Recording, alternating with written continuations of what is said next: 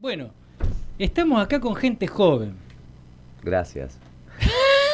No era para que lo resaltes así. Tampoco. Bueno, a ver, vamos a presentarlo así, nuestros amigos, compañeros del Observatorio Raíces, un observatorio económico, ¿no? Ellos tienen una intención y yo lo voy a llevar por otro lado. No, ¿cómo anda? Juan Agosto y el señor Ramiro Jorge. Buenas tardes. ¿Cómo están? No te ¿Cómo voy a andan? hacer el Chicos. apellido cuál, porque yo soy Benito de apellido y también Exactamente. he sufrido eso de Benito y el apellido. Acá Ya me lo han preguntado un par de veces. viste, bueno. Agosto, obviamente que está. ¿Podemos avanzar? O sea, No, porque Agosto sea, es lo como quiero muy de recibir modelo. bien, porque Sí, Agosto está en pero- su mes. No, yo sabía que ibas a decir esa y el Estaba ar- esperando que no dijera esa pavada. o Vino sea que- Julio, el hermano de él es muy interesante, el señor Septiembre. ¿Cómo le va, Juan? Bien, bien, acá andamos. Buenas tardes. Gracias Bueno. por el espacio. Bueno, a ver, nuestra intención es que nos aclaren un poco, nos ayuden también. Primero, saber por qué ustedes son estudiantes de economía. ¿O? Sí, entre estudiantes y Y- graduados. Bien. O sea que están con la tesis o algo así. Exactamente. ¿Y esto sería la tesis? No. No. Ah. Esto surge más que nada, un grupo de estudiantes que nos convoca también realizar más estudios de cercanía, si se quiere, o en la ciudad de Santa Fe. Y bueno, a partir de eso es que... Y nace el Observatorio Raíces. Exactamente. Y de ahí ustedes están laburando con datos, digamos, datos macro, datos micros. O sea, es como que están en el momento de bajar todo lo que estudiaron a la realidad, que es totalmente distinta a todo lo que estudiaron. Exactamente, sí. No es quizás el momento más feliz para hablar de datos económicos, pero bueno. O sí. O O sí, digo, porque... A ver, no sé si son buenas noticias las que No, claro. surgen Claro. del ámbito económico. No creo. Pero pero- la verdad es que en un punto, ¿no? Yo antes lo Pero disfrutaba. que hay para analizar ahí. Sí. Ahí. Yo antes Eso sí. disfrutaba más las crisis, ¿no? Porque decía, las crisis son para aprender, pero ahora es como que estás hinchado un poco, sí, che, me metiste la pandemia, bueno, basta ya. Pero la verdad es que también creo que Argentina es apasionante, no te deja respiro. O sea, ¿Qué se ve en territorio? En números, por En números y en ejemplo. territorio. A ver, en números, lo que tiene que ver con la economía, no es ninguna novedad que estamos en un contexto recesivo, claramente. Hay, digamos, fuertes caídas de lo que va todo este año, de lo que son los ingresos, salario registrado, caída del consumo. Yo justo hoy estábamos viendo cómo esta idea de que quizás la inflación los últimos meses viene aplacándose un poco, pero no se ve esta contrapartida en un repunte del consumo.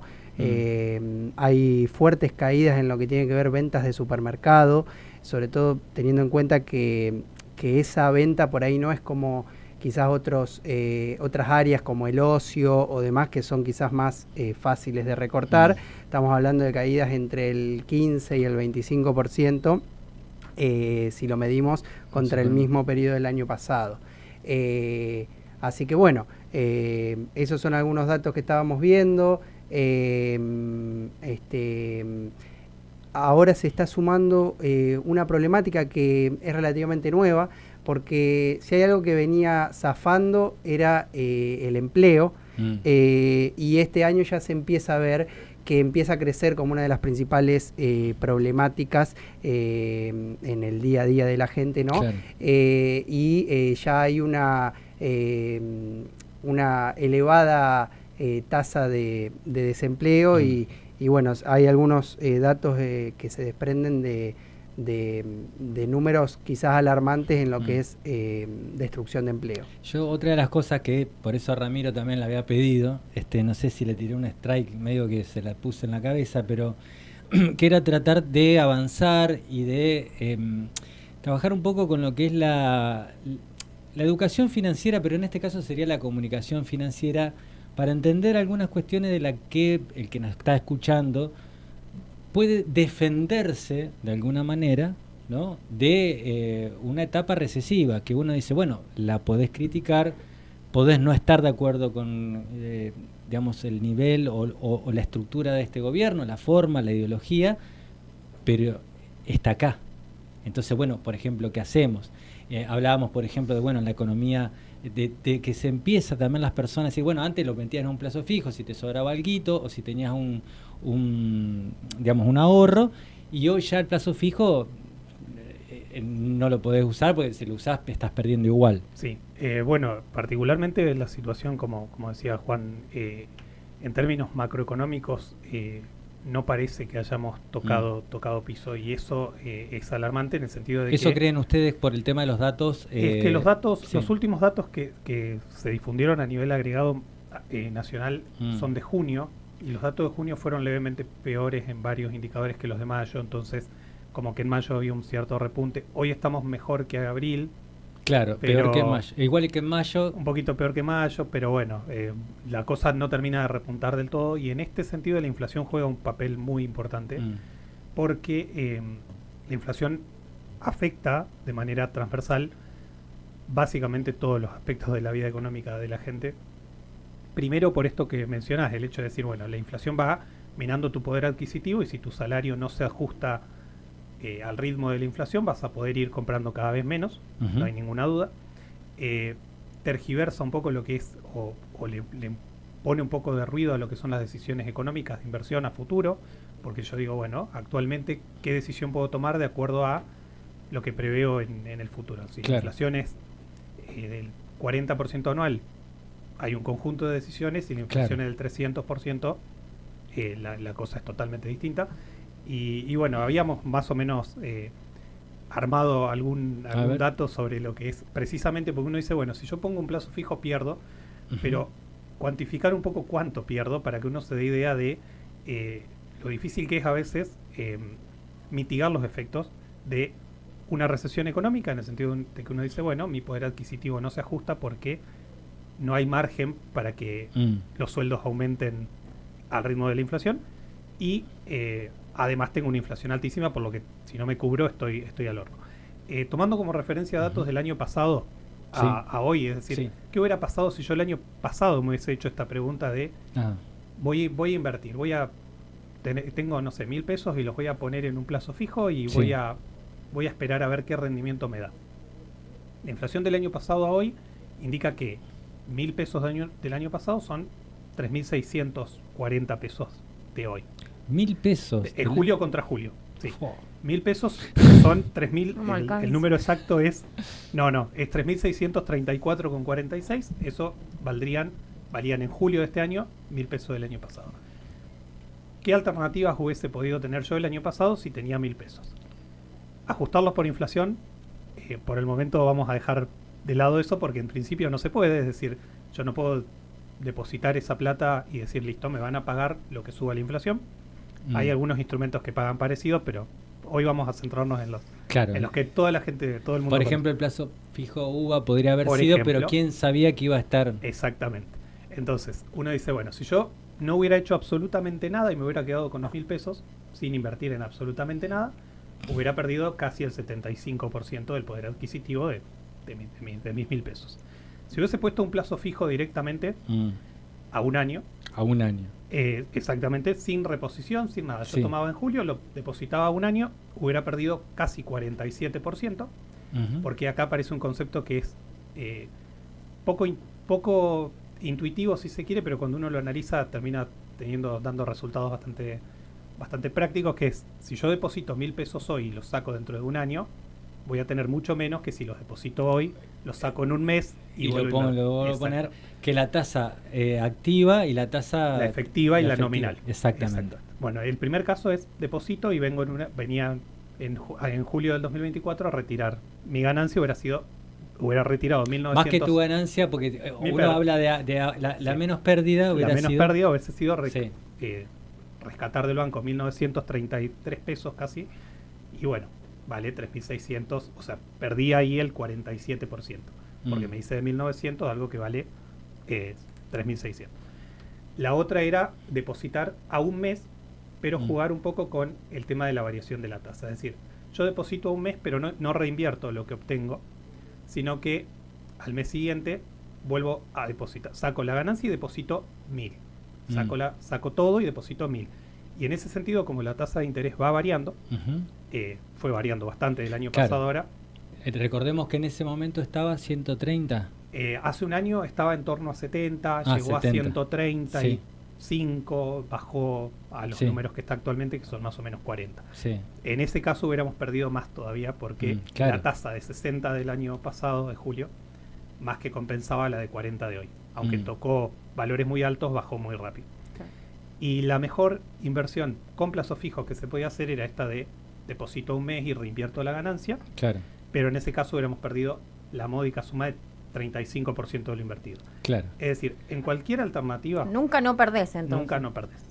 En el caso de estos instrumentos que estábamos acostumbrados a usar, porque nosotros laburamos de lo que laburamos, no somos corredores de bolsa. Sí, eso, bueno, lo hablábamos también con los chicos hace un par de días, que es también la diferencia entre lo que es la tasa activa, que es decir, la tasa que te cobra un banco por prestarte dinero, y la tasa pasiva. O sea, además hay una brecha muy grande entre esos dos conceptos, porque yo digo, bueno, si yo deposito hoy un plazo fijo, me paga aproximadamente 40% a un año, y tomar un préstamo a un año implica una tasa del mínimo del 100%. O sea, se llama la ganancia de la mano invisible del mercado. Sí, del sistema bancario en este caso. Pero por eso siempre hay una diferencia entre las tasas, porque es el negocio de los bancos, digamos, pero no suele ser tan alta, o por lo menos en este caso, porque hay expectativas de que la inflación baje y bajará la tasa activa. Claro, ahora hay expectativas, pero por ejemplo ya con los números digamos, con algunas consultoras, que la 1810, que es muy importante, que están diciendo que bueno, que agosto apunta para tener exactamente más, que no perforar los 4 puntos, más allá de lo que cada uno ve. Yo veo otra cosa, la verdad yo veo mucho más que el 4 en julio y que lo que viene, pero como que no se va a mover de ahí. No, lo que hay que considerar más allá de que no perfore los 4 puntos o se estanque en los 4 puntos es que dentro del reacomodamiento de algunas variables que ha intentado hacer el gobierno, hay algunas variables que las viene posponiendo por este motivo de la inflación, como por ejemplo el reordenamiento de los precios de las tarifas. Es decir, por una cuestión justamente de lograr cierto objetivo de bajar la inflación, decidió posponer eso, por lo cual también ahí hay una pequeña inflación retraída que si bien quizás se estanque, es cierto que no perfora el 4%, hay una pequeña parte oculta ahí que el gobierno está evitando que haya pasado en el mes de julio, en el mes de agosto, pero que finalmente en algún momento esa corrección ha anunciado que va a venir, que es la liberación del precio de las tarifas. Claro. Así que bueno, en algún punto plantea ciertas dudas respecto del objetivo no tan primordial que tiene el gobierno, que es domar definitivamente la inflación. Claro. Ahí, por ejemplo, hoy charlábamos con Laura y preguntaba así muy seria. Muy seria yo. ¿Qué va a pasar? Decía, ¿Qué va a pasar? Algo de certeza. Un poco buscaba, en lo social. Imagínate. Claro. Pero también en lo económico, y en eso después cuando ustedes sigan viniendo, si es que ya deciden que no, pero está el tema de, por lo que viene, hoy escuchaba en una radio de Buenos Aires al vicepresidente de Moody's, la calificadora de riesgo, diciendo que veía con muy pocas posibilidades de que el gobierno o la Argentina pueda cubrir la deuda el año que viene, ¿no? Que iba a tener que ir ahí o a una reestructuración, o decía directamente una devaluación, y reconocía que la devaluación era inflación. ¿Ustedes cómo la ven con respecto? Si vos mirás los números, mirás el precio del dólar, mirás la inflación en dólares, ¿a dónde va esto? Sí, eso yo creo que es interesante porque también marca. Este es un gobierno de decidida, inclinación pro mercado, ¿no? Pero es cierto que estos mercados no terminan de confiar, si se quiere. Claro. Si por ejemplo miramos el riesgo país, que está el riesgo país muy elevado, está por encima de los 1.500 puntos. Hoy hizo 0,0, o sea, no sé, debe ser el único día. Claro, 1.510. Claro. Sí. Bueno, eso marca ciertas dudas o incógnitas, por ejemplo, lo mismo con el caso de las reservas, que no terminan de recomponerse y plantean serias dudas, por eso también tanta incertidumbre sobre una posible devaluación. La realidad es que el gobierno no ha presentado un programa económico que marque, digamos, el horizonte, si se quiere, y a partir de ahí se generan las dudas sobre, bueno, por un lado, cómo se va a recomponer la actividad económica, lo que tiene que ver con la economía real, digamos, ya que el consumo no aparenta repuntar, ingresos muy disminuidos, el gobierno no tiene una política activa de ingresos, pareciera ser que apunta todos los cañones a lo que es el RIGI, que es el régimen de inversiones, para que eso pueda traccionar, lo mismo con el blanqueo, que eso puede generar también un ingreso de divisas. Pero bueno, la realidad es que hoy por hoy son más dudas que certezas, claro, las que aparecen, digamos, en lo que es un corto y mediano plazo. Hablábamos también, siempre que hablamos de estos temas económicos, que es un quilombo, chicos. Sobre todo para los que no manejamos por ahí tantas. Pero por mucho tiempo se nos dijo que la inflación era el gran problema. Y después me acuerdo que tuvimos una entrevista no hace mucho, vos me vas a recordar, Fer, cuando hablamos también de los índices que iban a tener que ver con el desempleo. Claro, porque hablábamos con Orlando Ferreres y cortamos y hablamos con... Sí, bueno, con unos economistas. Bueno, fueron dos economistas antagónicos. Sí, antagónicos con Orlando Ferreres y... Tratando de entender todo esto. Bueno, en fin, no recuerdo. Preguntarles, dos grosos como ustedes. Bueno, preguntarles... antagónicos. Claro, pero bien opuestos, sobre todo en la política. Perdón, y con de Mendiguren. Y con de Mendiguren, exactamente. Y bueno, mencionaban esto, ¿no? Que probablemente haya otras variables que ahora tengamos que empezar a prestarles atención. ¿Cómo ven ustedes este panorama para el año que viene? Digo, aparte del tema inflacionario, no sé, el índice de desempleo mencionaste vos también. ¿Qué otras cosas le vamos a tener que prestar atención, digamos? Internacional. Sí, bueno, en general el tema es que la inflación, cuando deja de ser un problema la inflación es en estos contextos. O sea, la inflación en términos teóricos, que es algo que también este gobierno particularmente Milei, digamos, es un economista, él mismo se denomina un economista teórico. La teoría económica dice que cuando la economía entra en una recesión, la presión sobre los precios tiende a disminuir, precisamente por lo que dice Juan, porque cae el poder adquisitivo, se pierden empleos. No hay plata, no hay como plata. lo dijo. Sí, no se puede comprar eso a ese precio. Entonces uno dice, bueno, ahí tenés como dos cuestiones a tener en cuenta. La inflación deja de ser un problema porque hay inflación, porque hay recesión. La recesión genera pobreza, genera desempleo, genera todos los problemas que puede generar. Y lo segundo es, ¿qué pasa después? Cuando la economía se recupera, ¿qué va a pasar con la inflación de nuevo? Porque la inflación puede, en principio, ser un fenómeno monetario. Digamos, si yo estoy emitiendo muchísima cantidad de dinero por mes o por año, voy a acelerar el proceso inflacionario. Pero no es el único fenómeno que está detrás. Entonces, cuando haya una recuperación económica, habrá que pensar en, si la hay el año que viene, dato de color, Argentina es el único país de América que para el año 2024 tiene previsiones de caída del PBI. Junto con no Haití. De América Latina, de América. Junto con Haití. Junto con Haití, bueno, en línea cae... Me sentía parejito, solo. Parejito, parejito. Entonces uno dice, el año que viene no podemos volver a tener una caída del PBI, digamos, deberá repuntar, sobre todo porque la caída de este año fue muy pronunciada. Y en ese contexto habrá que ver qué pasa con la inflación, digamos, porque puede ser un fenómeno que reflote en cualquier momento. Ramiro, Juan, recién escuchamos el pip, pip, pip. Sí. Hay que revertir, el 3,7 y el 3,1. El 3,1 de Haití es divino, pero digo, no me toca a mí. El 3,7 en un proceso, esta inflación galopante, la tiene complicada.